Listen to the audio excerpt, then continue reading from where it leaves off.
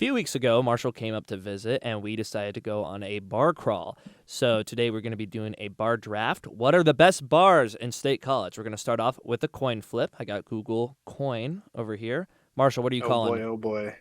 What am I calling? Tails never fails. You're right. Tails never fails. We got our bars lined up. And also, too, we're only picking from 10 bars in total because we're only picking the ones that we went to, obviously. So Marshall's got the first pick. What's your pick, Marsh? Oh, damn. All right. Now, granted, there's going to be a little bit of biasness, but due to them giving me a free hat I knew it. just for walking in this place, I I knew am it. selecting Brothers with the first overall pick. Brothers is a sports bar on South Allen Street. That is a very popular block. It's very close to where I live. For context, this was during Thon weekend. Because I wasn't involved in Thon at all, I had no right to show up to Thon and just sort of celebrate with everyone. And I've done Thon before over the past couple years. I was involved in 46 Live.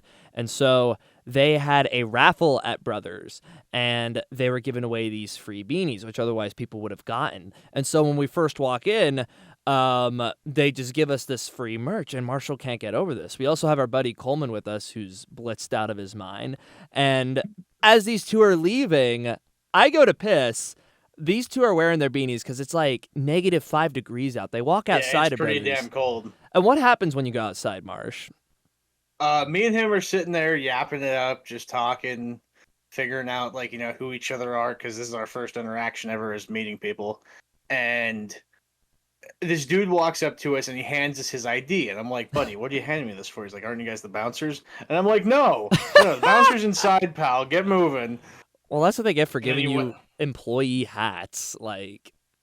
And then me and Coleman sat there for about 10 minutes before you came out and just was losing it at the fact that they thought that we were bouncers. No, it was amazing. It was hilarious. Coleman also really wanted the jet ski. They also offered us a jet ski, but we did not. I forgot about that. Ski. I know. He was like, guys, I got to win the jet ski at 10. And I'm like, dude, it's like 10:30. So March is going Brothers. I'm going Champs. That's the obvious pick for me. Champs is directly across the street from Brothers. I would say it's the most popular bar in State College. I wouldn't be surprised if that beats Brothers. When we went there, it actually got pretty packed. I was very excited for that because I feel like the Champs experience, there's nothing like that in State College. They have an arcade section downstairs for those who aren't in State College, and they have a dance floor upstairs. Love the dance floor. They got great DJs. So that means, I guess that means you what? Also get this next pick. I'm up for the next one. Okay, so I picked Champs. I'll just go with Cafe. I think that's the second most popular one. We ended up at Cafe. How did you end up at Cafe, Marsh? How did I end up at Cafe? So after we left, what bar were we at? Okay, so I'm at Champs. I see Coleman. Coleman's like, I'm going to go step outside, take a breather. I'm like, okay, I guess I'm not seeing him again. Marshall goes to piss, and somehow Coleman intercepts him. And like a half hour later, I get a text from Marsh saying, I don't know how I ended up here, but I'm at Cafe. What the hell? What the hell? So me and Coleman, after I take a piss, me and him take a step outside because it's fucking hot as shit in the bar. Too many mouths moving. It's fucking steamy as shit. So we go outside, and at first we see what looks to be a what would the word be here? That is okay. They saw a girl. They thought they saw a hooker. I'm just gonna. No, yeah. We basically saw what we thought was a hooker go into this store/bar. So then we go in afterwards. Oh, you followed there. And we realize how bad prices are in stores up in State College. I believe I saw a single thing of ramen getting sold for $1.25. For reference, in our neck of the woods in Schuylkill County, this shit goes for 50 cents. Really? It's only 50 cents? Damn. Yeah, ramen is cheap. Well, also, too, you're in a touristy area. So you're messing around with ramen.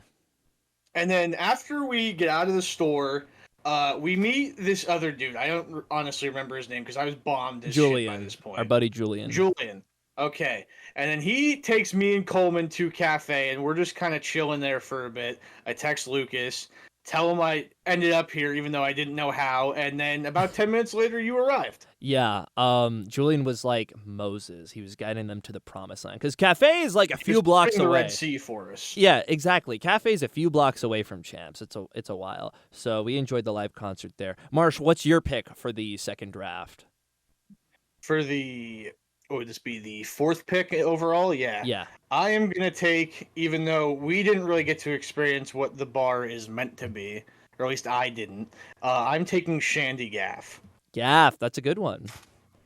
When we Simply were because those pitchers, absolutely delicious. I wish I could have gotten a adios motherfucker, but you hesitated against it simply because that is more of a end of the night drink. Oh yeah, you only get an AMF if you are only going to Gaff. Like I've seen people do it and then hop to another bar, but like I wanted you to remember that night. So Gaff's great. What's is it my pick again for the third one? I think Yeah. Okay, so I You, got in the first round, you only got two since I got first. Now we okay. just go back and forth. I feel like a jerk for doing this because I obviously know what's popular, but it's Doggies. Doggies is the best bar in State College. That's the first bar we went to in the night. It wasn't really that crowded. We were actually there when it was kind of chill, but Doggies is everything you can ask for. It's got a beautiful indoor seating section. It's got indoor live music. It's got outdoor live music when it's nice out, and they have amazing pizza. Probably the best pizza you can get in downtown State College. Don't even get me started on the pizza. So then they also had cornhole as well. Marsh, what's your next pick? What is my next pick? You know what? I'm taking this simply because of the specialty drink. I am going Sharkies. Sharkies against Whatever that drink was, the with the blue gummy sharks, dude, unbeatable. Yeah, the Best shark drink bite. I had of the night. That's amazing. No, yeah, the shark bite's great. Sharkies is underrated. It's a biker bar, but if you go there with the right people, I feel like it could be good. It's just not a bar you'd want to go to when you're like younger. Yeah, exactly. Well, you need a group of people to go with for it to, be decent. Yeah, it's true. All right, where are you going now, pal? You start this fourth one. No. We just go back and forth. Oh, we're going back and forth? Oh, I thought it was you first, and then I do 2 and 3, and then you do 4 and 5. No. I know. You simply just got two in a row because I had first overall. Oh, okay. So I have Champs Cafe, I have Champs Cafe and Doggies.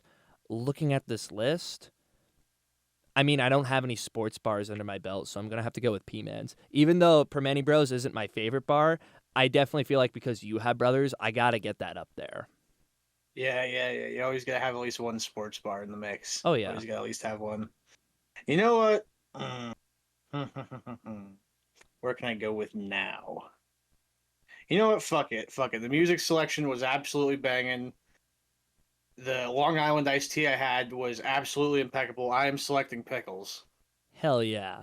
Pickles is, I feel like Pickles is very small, but that's always turned me off from going in there, but I got to go to Pickles more. Pickles is a fun country bar that's on the same block as like half the bars on this list. Yeah, and they got some banging food there. I remember last time when me, Aiden, and Ryan took a visit up, we ate food there like for lunch, and it was fucking amazing. Oh my god, yeah, dude, so good. So then that leaves us with our last one. It's between Basement and First. I'm actually gonna go with First on this one. I used to be a Basement stan, but the more I've gone to Champs, the more I've realized Basement's just the poor man's Champs. All right, yes, then I am left with Basement. All right, so that leads me with Champs, Cafe, Doggies, P-Man's, and what was the last one? I just said it. First. It's First. First, yeah. And that leaves Marshall with Brothers, Sharkies, Basement, Gaff. Pickles, and Gaff. All right, awesome. So we're going to be doing this just as we've done previous drafts before. Whoever gets the most amount of wins gets to pick a piece of media that the loser has to review. All right, let's go into the movie. So the movie we're watching this week is a very popular film from South Korea. It is called OLDBOY, directed by, I'm going to mispronounce his name, Park Chan-wook. It was written by 3 different people, Hwan Jo-yeon, Lim Jong-hyung, and also Park Chan-wook. So what do you think about this movie, Marsh? This movie took me away immediately. So we open this movie with a dude hanging over the ledge of, let's say, like a average apartment building, like one you'd see in like, your hometown. and the other dude is holding him up by nothing but his tie. And there is this quote that says that it goes along the lines of like, I am nothing but a beast, but doesn't that give me a right to live? Banger And then line. the dude hanging over the ledge asks him what his name is. And then that sends him back into his like what would the term be? Sort of flashback, downward Yeah, mental yeah. spiral. Flashback scene. And we see his night start off with him being captive inside a police holding area because I guess he was publicly intoxicated as due to his mannerisms. And then we kind of see him start to go through a mental breakdown, which gives us an early sign that he has some form of schizophrenia just by his mannerisms and the way he talks to people. And then he gets released. He gets bailed out by, I believe, It's his buddy, was Ju Huan. his buddy Juhan. And then a little bit after that, he makes a phone call to his daughter, and then his buddy gets on the phone to wish him a happy birthday, and then he realizes that Odesu is gone, missing, nowhere to be found. And then we see the transition of this random person standing in the middle of the road with a violet umbrella. And then we transition into the point of him being in his place of captivity. Which is this crummy little From there, motel. Imagine being stuck in a Motel 6 with no natural light for 15 years. yeah, so you're trapped in this room for 15 years, no way of getting out. Just fried And at dumplings. first, yeah, there is fried dumplings and there's also free TV. I mean, you can't beat free TV, right? Oh, no, yeah. The next they need is the Wi-Fi code. Yeah, exactly. Hell, fucking. When does this movie take place? Because I know it's made in 2003. Is it meant to take place in 2003? Yeah, it starts in the 80s, like 15 years before. Okay, all right. And then we get to the point of him kind of, trying to figure a way out of here. Him slowly training himself by constantly punching walls with like a makeshift target he made on the wall. And then at some point we get to where he has metal chopsticks, I guess, for like being a good person inside of his holding cell, like not like freaking out, like wishing, when am I going to get out of here? This, that, and the third. Yeah. So then he starts digging his way out. And of course, the last day when he gets this hole open and he's ready to escape, that's when he gets sent back out into the real world. And then we end up basically on a whole quest. The rest of the movie is Odesu trying to figure out who locked him in this room, what their motivations were, and it's a big mystery that he's trying to uncover. Personally, He literally goes through a book. He writes through 2 whole notebooks. Actually, there might even be more than 2 notebooks of every person that he has ever wronged in his entire life. But the main villain is the one dude he couldn't figure out why. yeah, this part of the movie that we just kind of went through, I love this part. I feel like this first act is my personal favorite part of the movie because it just feels like a really well-made short film. Yeah, I can absolutely get behind that. This movie is filled with psychological nonsense, just a whole mental fucking game, as I'll put it. You have your thriller moments, you have your moments of love and sorrow, and then the worst of all was the plot twist at the end, but we'll get to that in a little bit. Oh my gosh, yeah, the twist, which they do build up. There are moments throughout the first act where Odesu is gassed. They kind of just release this gas into his bedroom, and this gas hypnotizes him. But what it hypnotizes him to do, we don't know until the very end. We don't even know it's hypnosis. We just think it's knockout gas. I feel like a lot of what makes this film strong, besides the beautiful cinematography and editing, the transitions between scenes were seamless. A lot of it is just carried on not only the brilliant voiceover work, the writing of the voiceover, but just the acting in general. His name is Choi Min-sik.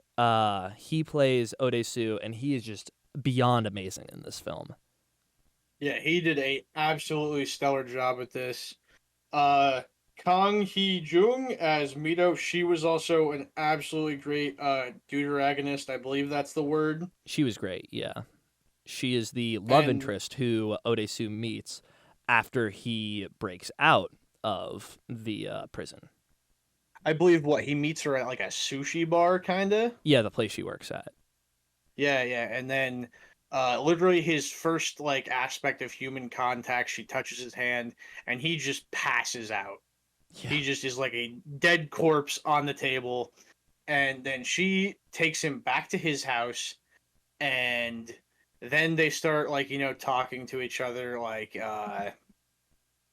saying stuff like eventually I will take you, but if I say no, don't stop. And then we see some fucked up shit. We see her try to rape her. Yeah, there's it's really interesting how accurate this film is. I mean, I wouldn't know. I've never been locked up for 15 years, but the impression that Neither you have would, I. yeah, thank knock on wood. The impression that I get is every action that Odesu makes after he breaks out, both the good and the bad, are motivated because it just feels really well thought out in terms of how he behaves, how he reacts, what his motivations are, because he still has his daughter who he has to see. At the start of the film, there's his daughter. She turns 4 on the day he goes missing. And he vows not to find her until he finds out who his killer is, which is sort of like a kidnapper is, which is a good motivator for, propelling the plot forward. Oh yeah, absolutely. And another thing that honestly, I don't know if you noticed, but I thought was really fucked up was that they framed Odesu for his wife's murder, which I thought Yeah. was really fucking weird Oh, because I mean, obviously, the main villain is tormenting with this guy. I mean, he had him locked up in a fucking Motel 16 for fucking 15 years, and then he sends him on this wild goose chase throughout. Where does this movie take place, in Japan? yeah. It's a loose Yeah, he sends him. adaptation. Apparently, it's an adaptation of a manga, so that's cool. Oh, really? I never knew that. Yeah. But he sends him through this wild goose chase in Japan, and we never honestly see this guy. I think until we get like to about an hour and 15 into the film. So they're really building this dude up to be like this super sadistic, uh, super thoughtful, just maniacal villain. Did you like him? I loved him. I personally think that whoever this dude was, as far as like an actor goes, I wish he was in more shit like this because he absolutely killed this role for the aspect of like, as much as that this was his whole life goal to screw over Odesu, you can see him start to mentally break as the movie goes on. Oh my god, yeah. He has no purpose anymore. And he's the one who lets Odesu out to begin with. This guy, the actor, very talented, Yuji Tae, plays Lee Woo Jin. Lee Woo Jin's his name. Lee Woo Jin is just, he's a sociopath. There's no easier way to put it. And for I guess we might as well reveal this. So the entire reason behind his motive is due to the fact that Odesu saw him kind of fornicating with his dead sister. His sister is dead because she fell off of a dam around the age of 15. I believe it was on July 5th, For if I remember hearing correctly. yeah, for clarification, he fornicated with her before she died. She killed herself because Odesu spread the rumors that, well, there weren't rumors, it was the truth, but he spread the rumors that these two were messing around with each other, even though they were siblings. Yeah, and he literally told one person that, one fire still lights the flame, and then that spread out through the whole school. And then after a little bit of time, she became pregnant, apparently. Her belly began to swell and her period stopped. And then we get to that day on the dam, which we also see flashbacks of, because, what is his name? Villain's name. Input now, Lucas, please. Lee Woo Jin. Lee Woo Jin. Lee Woo Jin. All right. We see him holding her over the dam, trying to keep her from killing herself. And she tells him to give into it. Just let her go. She has no regrets. She has nothing else to worry about in life. And that's kind of where this movie almost ends at a point, is seeing like his current day self sit over that dam and just sit there and like question all the things he's done up to this point because he wanted revenge for her.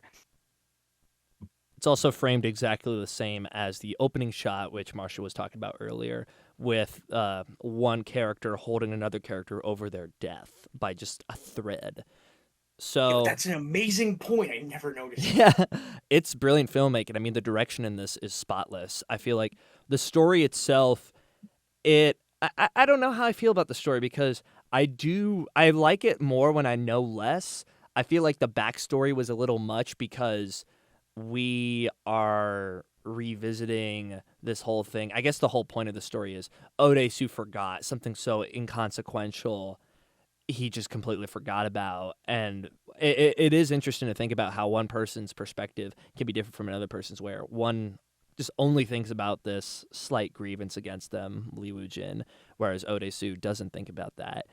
So I get that it's part of the film that we don't know this backstory, but it definitely feels a little like layered up. Like you're telling me that you're telling me that not only this guy caught this dude fornicating with his sister, but also that the sister killed herself because of what this dude did. It was hard for me to believe that, but Yeah, I can agree with you on that. to be fair, um, it makes sense because the action was directly motivated by Odesu. At first, I thought Lee Woo Jin's just insane, and I thought he was kind of a weak villain because I felt like he was overreacting. But the whole her killing herself part, yeah, I guess that makes sense why he wants to torture Odesu. It's absolutely insane what kind of motives this guy has, how much money he's put into this. Yeah, where Because does he not get that only, money? I don't know. like, this dude straight up has like a secret villain lair pen. Like this dude straight up looks like who was the villain from Austin Powers? Oh, Doctor Evil. Yeah. He reminded like at least the lair aspect reminded me so much of Doctor Evil from Austin Powers.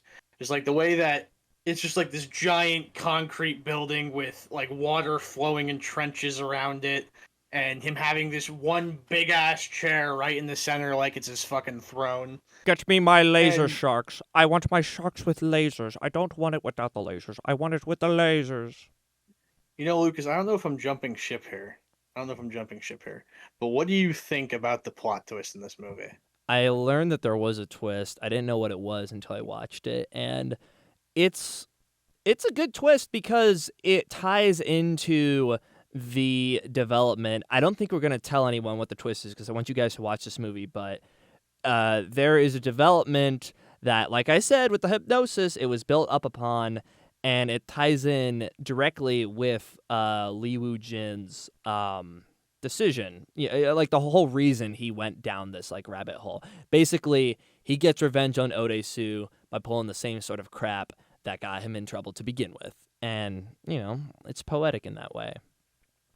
It's poetic and it's absolutely mind-boggling. I love movies with a good plot twist. I love video games with a good plot twist. For instance, oh, what is this movie with Leonardo DiCaprio and fucking Mark Ruffalo? Hold on, Lucas, let me look into this real Titanic. quick.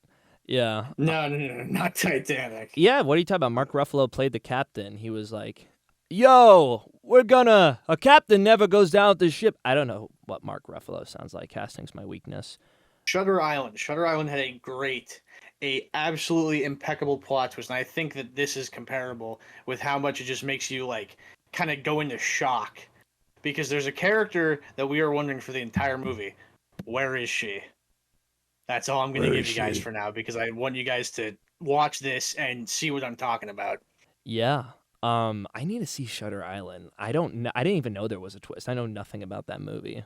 Oh, Lucas, if it's on this list, dude, you are in for a fucking treat. Awesome. So, what do we rate this film? What do we rate this film? This movie kind of blew me away. I'm not gonna lie.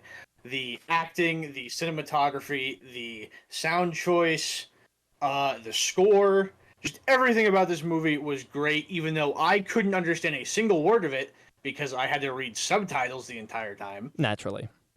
Personally, Lucas, I'm giving this a 4.5. Not surprised either. I feel like I'm on the fence. I'm not sure what to commit with because on my first watch, I thought it was a 4.5, but it gets a little monologue-y with the villain, and I was wondering if I would bump it down to the 4, but the direction's so good, the cinematography, the editing's so good, I never got bored with it. I also have to give it a 4.5.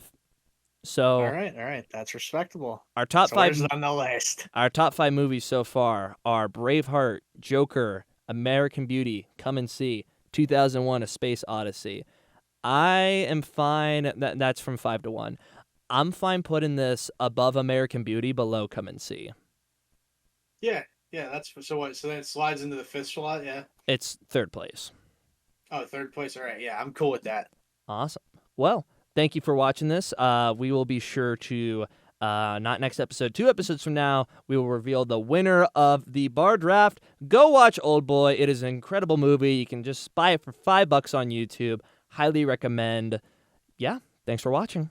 What movie are we reviewing next week, Lucas, before we decide to peace out of here? We are watching the 2010 movie Incendies from the director of Prisoners and the Dune franchise. It is a 2010 Canadian drama. It's French-Canadian. So be on the lookout for Incendies coming at you next week. All right, everybody. Peace out.